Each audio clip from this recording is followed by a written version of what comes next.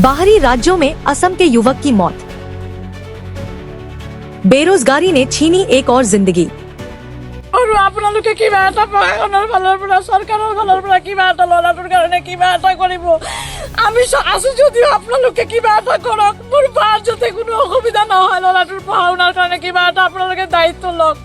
চৰকাৰৰ ফালৰ পৰা মোৰ এইটো একদম হাত জোৰ কৰি প্ৰাৰ্থনা, আপোনালোকে মোৰ বাইদেউ ল'ৰাটোক অলপ পঢ়া-শুনাৰ ফালে বা বাইদেউটোক অলপ সহায় কৰক, যে তাৰ কোনো ঘৰৰ মানুহ আছে, ঘৰৰ মানুহে চাব। তথাপিও আজিকালি যিটো সুবিধা যিটো কৰিব লাগে কৰি দিয়ক আপোনালোকে। মোৰ এইটো আপোনালোকক ভৰিত ধৰিছোঁ, মই কৰি দিয়ক আপোনালোকে।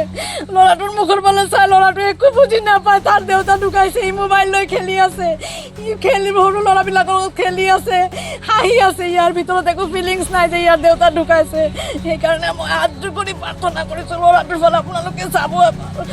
মোৰ আৰু একো ক'বলগীয়া নাই। असम में बढ़ती बेरोजगारी एक बार फिर एक दर्दनाक घटना के रूप में सामने आई है।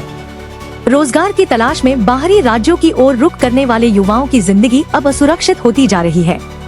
इसी कड़ी में मार्घेरिटा के लीडू निवासी युवा राणा दास पिछले 6 महीने से बेंगलुरु में कर्मरत थे। 19 तारीख के काम करते समय अचानक हुए मौत ने पूरे क्षेत्र को शोक में डुबो दिया है। राणा दास कोई साधारण युवक नहीं थे। वे राष्ट्रीय स्वयंसेवक संघ के सक्रिय कार्यकर्ता थे। साथ ही वे बंगला साहित्य सभा लीडू मार्घेरिटा शाखा समिति के पूर्व सचिव रह चुके थे। इसके अलावा वे एक पूर्व पत्रकार और पत्रकार संगठन के सदस्य के रूप में भी समाज में सक्रिय भूमिका निभाते थे। आज असम सरकार की बहुप्रचारित श्रद्धांजलि योजना के तहत मृतक का शव उसके घर लाया गया। शव के घर पहुंचते ही परिजनों और स्थानीय लोगों में शोक की लहर दौड़ गई। हर आंख नम थी, हर दिल में दर्द था। लेकिन इस पूरे घटनाक्रम ने एक बड़ा सवाल खड़ा कर दिया है, क्या सिर्फ शव घर पहुंचा देना ही सरकार की जिम्मेदारी पूरी कर देता है? यह घटना एक बार फिर यह साबित करती है कि असम में रोजगार के अवसरों की भारी कमी है।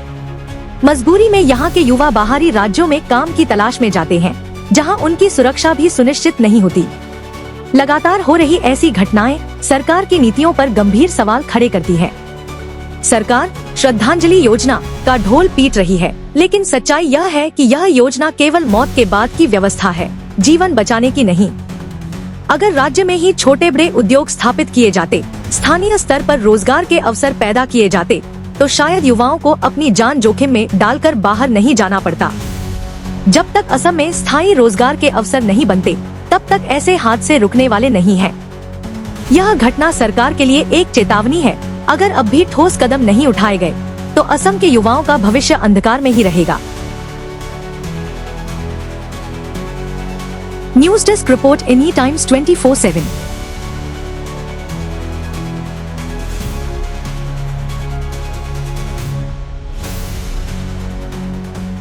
राति 8টা বজাত ফোন আহিলে যে দাদা নাই। তো কেনেকা কি হল ইমানটো ডিটেইল আমি তাত নাই ক'ব নোৱাৰো। তো আমাৰ ওচৰত ফোন আহিলে নাই বুলি, তাৰপৰা মোৰ ওচৰত ফোন আহিলে 11টা বজাত দাদা নাই বুলি। তেতিয়াৰ পৰা আমি মানে যোগাযোগ কৰি আছো যে আমি দাদাক কেনেকা আনিম। আমাৰ বহুত কষ্ট হৈছে তাৰপৰা আনোতে, বহুত কিবা কিবি মানে তাত উল্টা পুল্টা কাম হৈ আছিলে। তাৰপৰা ইয়াৰ আমাৰ চৰকাৰে হেল্প কৰিলে, আমাৰ পাৰ্টিৰ যিমান মেম্বাৰ আছে আমাক হেল্প কৰিলে। কৰাৰ পাছতে আজি দাদা আহি পাব। মই ধন্যবাদ জনাইছো আমাৰ চৰকাৰক যে মই তেখেতৰ লগত লগ কৰিছিলো, তেখেত মোক বিশ্বাস দিছিলে যে কামটো হ'ব বুলি। আজি হৈছে, এতিয়া আহি পোৱা নাই, পাব। মোৰ দাদা হয় ৰাণা দাস। তেওঁ বেংগলোৰত চাকৰি কাৰণে গৈছিলে। 6 মাহ হৈছে তাতে কোম্পানী এটাত চাকৰি কৰি আছিলে। চাকৰি কৰি থাকোঁতে অফিচত ডিউটি আৱাৰ্ছতে তেখেতৰ হাৰ্টৰ অলপ প্ৰব্লেম হ'ল, উশাহ ল'ব পৰা নাই। সেনেকুৱা অৱস্থাতে সিহঁতে পৰি গ'ল। আমি যিখিনি শুনিছোঁ আমি মানে সেইখিনি মতে তেওঁ পৰি গৈছিলে ডিউটি আৱাৰ্ছত। তাৰপিছত তেখেতক হস্পিটেলত লৈ গ'ল কোম্পানীৰ ফালৰ পৰা। তেওঁলোক গৈ তাতে যিটো প্ৰচেছ কৰিলে, ৰাতি 10:30 মান বজাত আমাক ইনফৰ্ম কৰিলে যে তেখেত নাই বুলি। তাৰপিছতে আমি ইয়াৰ পৰা যিখিনি কৰিব লাগে ফোনতে কৰি, যিহেতু কোনো মানুহ নাছিলে ওচৰত, আমি ফোনতে গোটেইখিনি যোগাযোগ কৰিলোঁ কোম্পানীৰ মানুহকেইটাৰ লগত। তেওঁলোকে যিমানখিনি হেল্প কৰিব লাগে কৰিছে, আমাৰ লগত সহযোগ কৰিছে। বাকীখিনি আমি পিছত আমাৰ যিটো আসাম গভৰ্ণমেণ্টৰ শ্ৰদ্ধাঞ্জলি পৰ্টেলত আমি এপ্লাই কৰিছিলোঁ, স্কিম যিটো হেৰি কৰিছে ডেড বডিটো অনাৰ কাৰণে। তেওঁলোকে সেইখিনি গোটেইখিনিত আমাক আসাম গভৰ্ণমেণ্টে সেইখিনি হেল্প কৰিলে। তো আমি কৃতজ্ঞ। আমি CM ছাৰকো থেংক ইউ জনাব বিচাৰিছো আপোনালোকৰ মাধ্যমতে, যে তেওঁলোকে আমাক ইমানখিনি হেল্প কৰিছে। আজি বডিটো আহি পোৱা নাই, এতিয়ালৈকে আহি পাব। আৰু আমি আগতে বহুত এনেকে কেছটো পালো। আমি আমাৰ ইয়াত বহুত বস্তু আছে, যেনেকে আমাৰ চাহপাত আছে, কয়লা আছে, তেল আছে, তথাপি আমি মানে মজবুৰি হৈ কিনে ঘৰত কিবা অসুবিধাৰ কাৰণে আমি বাহিৰত যাব লগা হয়।